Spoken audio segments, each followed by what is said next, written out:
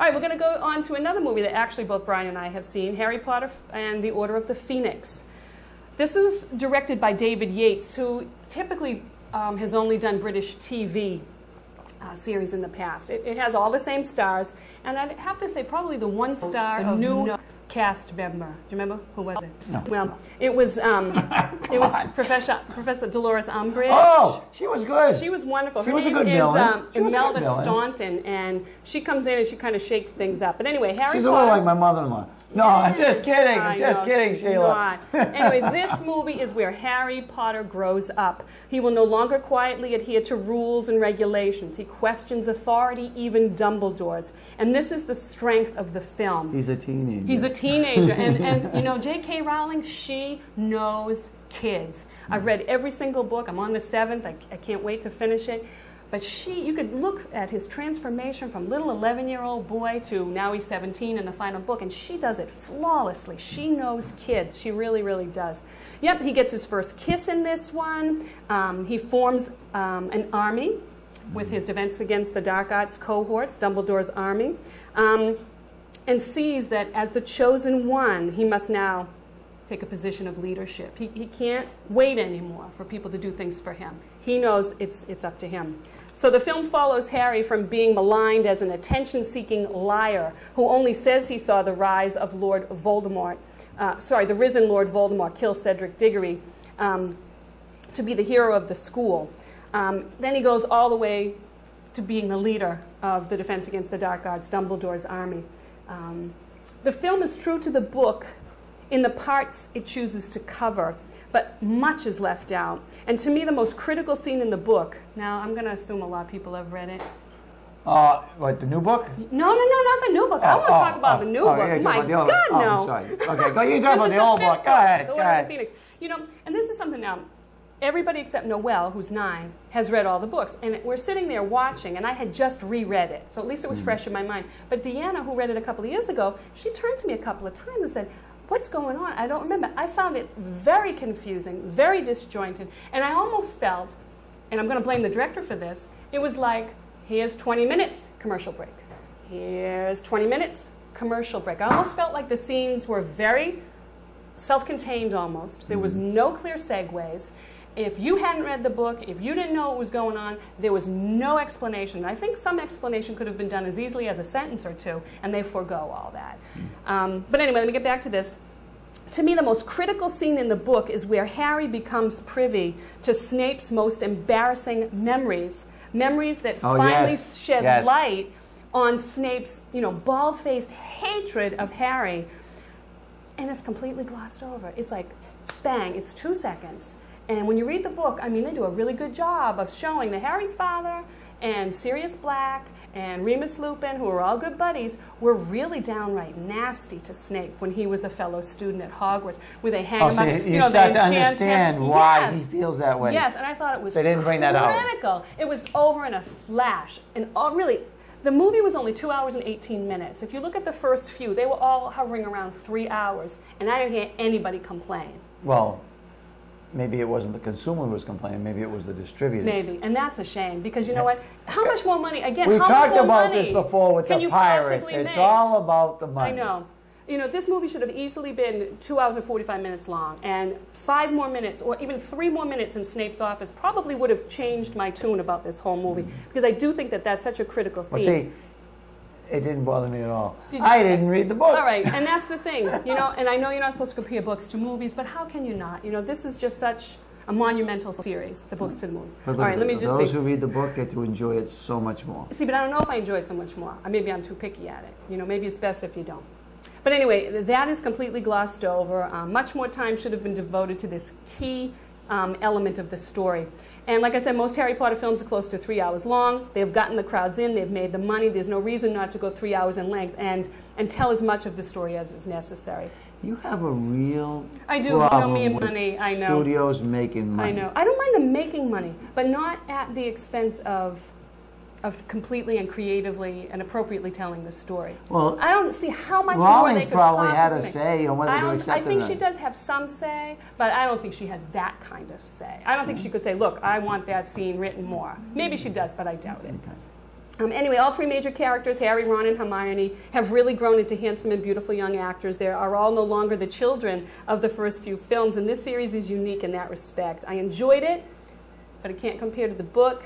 The Order of the Phoenix itself is barely recognized. We don't even, we barely say, what is the Order of the Phoenix? If you left there, you might not be able to even tell me. I don't know what the Order of the Phoenix is. Right, that's what I'm saying. What's the Order of the Phoenix? I don't know. So this is my idea. The only way to truly do these books justice is to do each as like a 10 to 15 hour British miniseries like they did with... sure. Like they did with Great Expectations. Have you ever seen that? Or Horatio Hornblower? All those great British shows. That's the only way that I'll probably ever be satisfied because it's the only way to do justice to J.K. Rowling's sprawling, fantastic story. It would probably cost a lot, but not as much as a movie, I bet. And you'd be able to tell. See, I want every scene. I want everything, and I know you can't do it. It's like this. But I did like it. Let me give you an analogy. All right. It's the summer, right? We go on vacation. We bring our cameras. We take pictures of everything, right? And sometimes we want to capture every moment so that we can share with others. Well, you know what? It's imprinted in your brain. When they read the book, what you see in the book is just what you see. No one else sees what you see in the book. And the more that they put in film, the more they're taken away of what people saw in the book. So they're actually stealing from the movie that people created in their own mind. So you think they did me a favor? So you don't need to take pictures of everything, and you don't need to make a film of everything, because if you enjoyed it, you go get the book. You read the book, and you create your own movie in your mind. Well, I hope. Now, how's that for a film? My wife is gagging in the audience. Oh, honey, so that was a philosophical part of the movie review of Talk of the Town. She's killing herself in the other room. Thank you, honey. Okay, we're almost to the end. She doesn't agree. I'm not going to agree. Okay, Brian, I'll let you talk it yourself. We're moving on to the R-rated film now. You're turning the channel. Oh my gosh, it's so hot in here. We're moving on to two R-rated movies. The first one is actually still out in the theaters, along with Harry Potter. You might be able to catch this one. It's called Knocked Up, a very foul name for a actually very touching movie. It was directed by 39-year-old New York City native Judd, I don't know how to say his name, Apatow. And he did 40-Year-Old Virgin, which we were just talking about, Steve Carell's start to the top. I haven't seen that yet either. And that was okay. Again, that was pretty good. Yeah, I'd recommend it. Right. Not for the kids. It's definitely rated R for good reason. And not only is he the director, but he uses his wife, Leslie Mann, in the movie, and his own two little daughters. So it's a family affair. This film is the rudest, crudest, pro-life, anti-drug film that I've ever seen. Is that a thumbs up or a thumbs down? You watch it, and it's all these crazy, pot-smoking, drug addict. No, I'm not going to say addicted. Drug-using, slacker 20-somethings hanging out, and you get the girl who's kind of up and coming, and she's hard at work. And how everybody just matures through this movie. Are we going to be able to put this movie review on Milton Cable? Yeah, no, I have to be very careful with what I said. Anyway, when ambitious young Allison gets pregnant after a one-night stand with pot-smoking, unemployed slacker Ben, her decision to have the baby leads her down an interesting and unusual path to maturity and selflessness. Is it Alyssa or Allison? It's Alyssa, I think.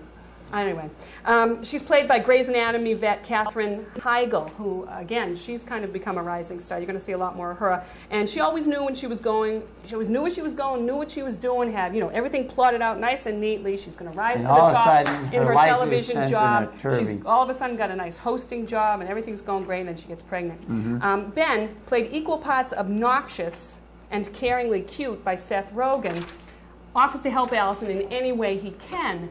And at first you wonder exactly what he means by that, but he does come around. This isn't the father, this is another guy that's going to help her. No, this is the dad. Oh, this is the guy that she met in the club, yep. And, she decides, I'm going to keep this baby, I'm going to be this baby. He says, I'm going to help you, whatever you want to do. And the two embark on the road of discovery. What exactly is parenthood? And it's really cute. They have a good and a kind of a skewed glimpse into that world from Allison's sister and her husband and their two daughters.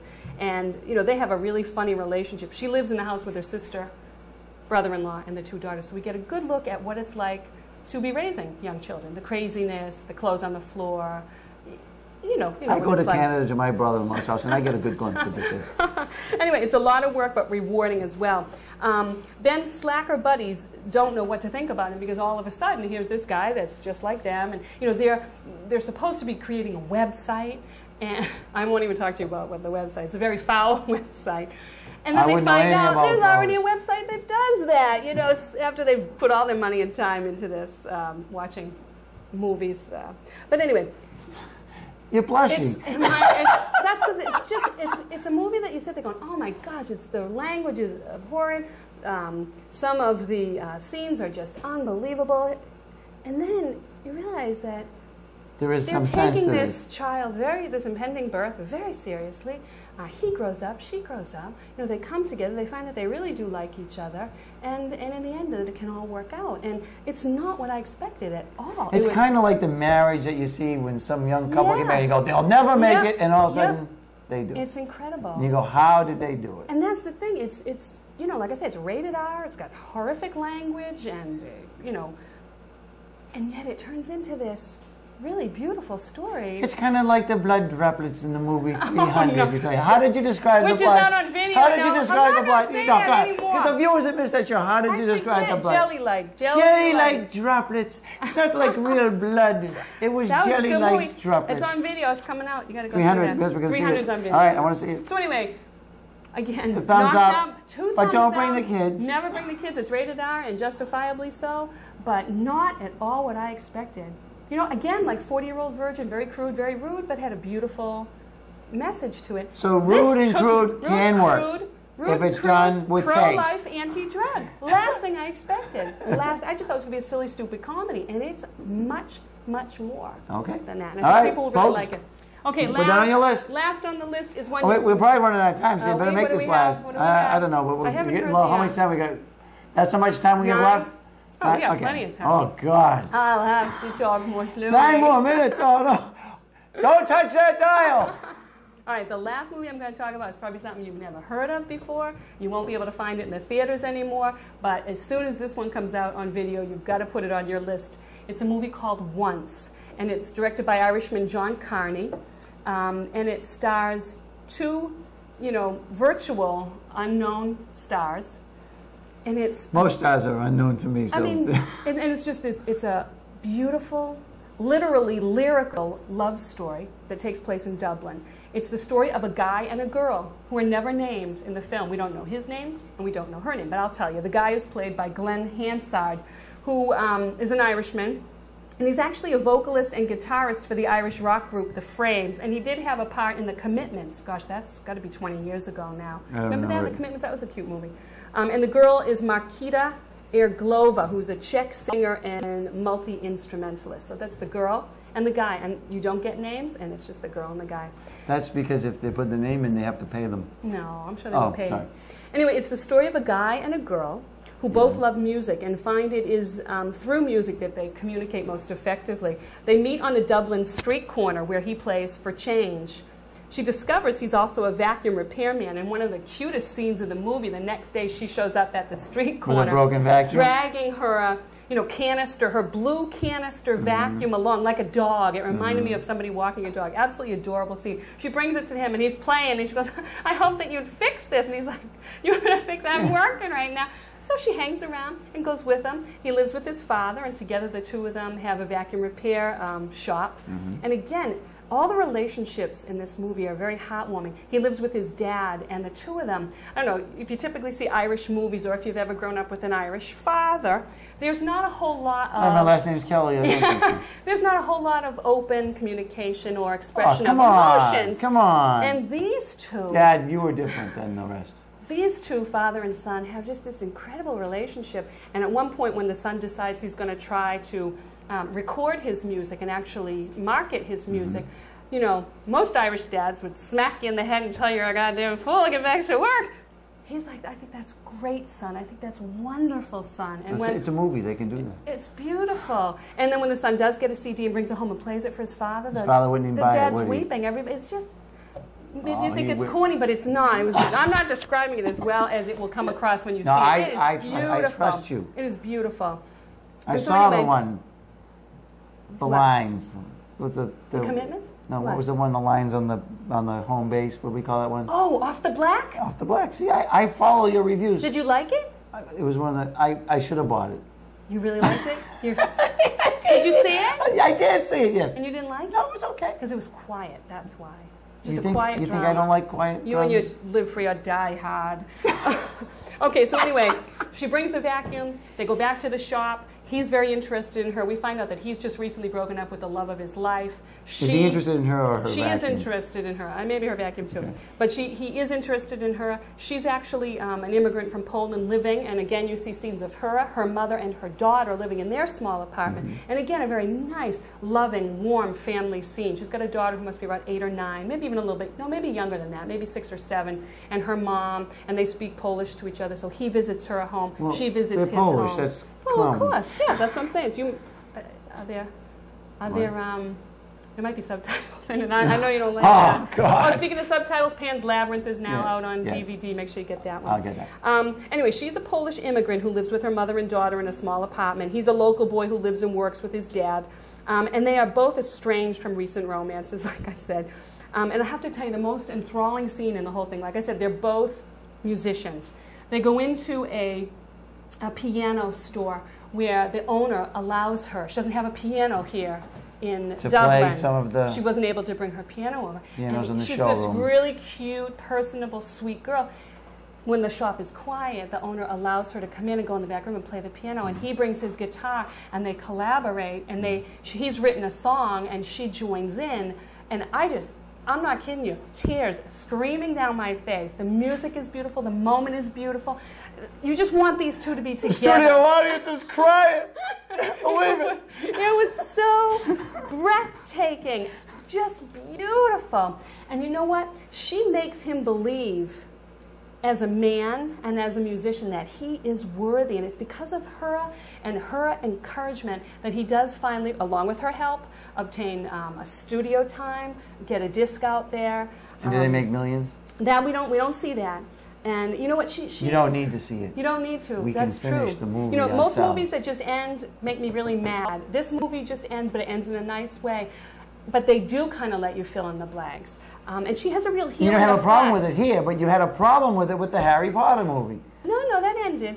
I know, but you wish they filled in all the blanks. I know. And here you're Well, that's glad they because I didn't. didn't have anything to base this on. See that? I come into it with nothing on. That's the Well, problem. I know. Okay. But All right. I'll admit that. And I'll give Harry Potter 2 thumbs up. And I'll say, Okay. go see it. I'll say, read the book, go see the movie. And it is a good movie. But It's if you not that don't I read the like book, it. you won't be disappointed. Right. If you read the book, you're going to be somewhat I think they disappointed. take for granted that everyone's read the book and everyone's going to fill in their own blanks, which isn't true because you haven't read the book. Anyway, she has a healing effect upon him, and although you will want so badly for this relationship to become more, Why? Did he need to be healing? Was he yeah, was well, he wounded from the he other was. relationship? Yeah. It is through her believing in his talent and pushing him on that each becomes free to seek out what they truly need. She needs something other than him. He needs something other than her, but it's because they've been together that they're both able to be strong enough to go ahead and seek what they both need. Their farewell is not sad. It's hopeful and full of possibilities. Their for both. farewell. Yeah.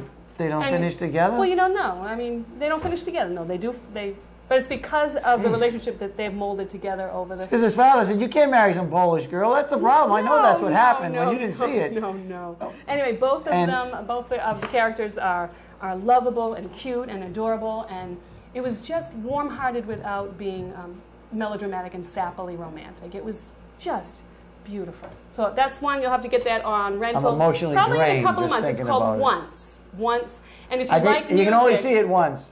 No, I want to buy it. As soon as it comes out, I want to buy it.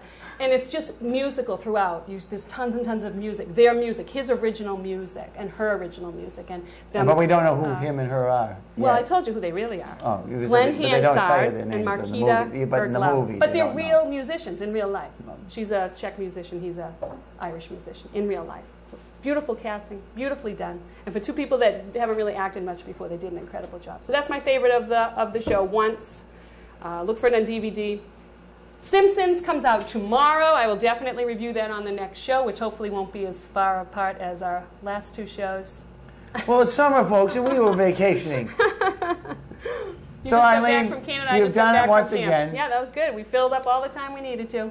Well, you know, I'm starting to see some movies. Oh, good. I'm so I glad. saw Transformers. Oh, yeah, I didn't get to It's see a that great one. GM commercial and a commercial for the Army. So if you like either, watch Transformers. And you'll definitely have a headache if you see it as the second movie of a 2-part series. Anything else? That's it. I think that's it. Okay, folks, that's it for Talk of the Town and Eileen Maher and the wonderful movie reviewer. Thank you. And we will see you again. Thank you so much. Bye. Bye-bye.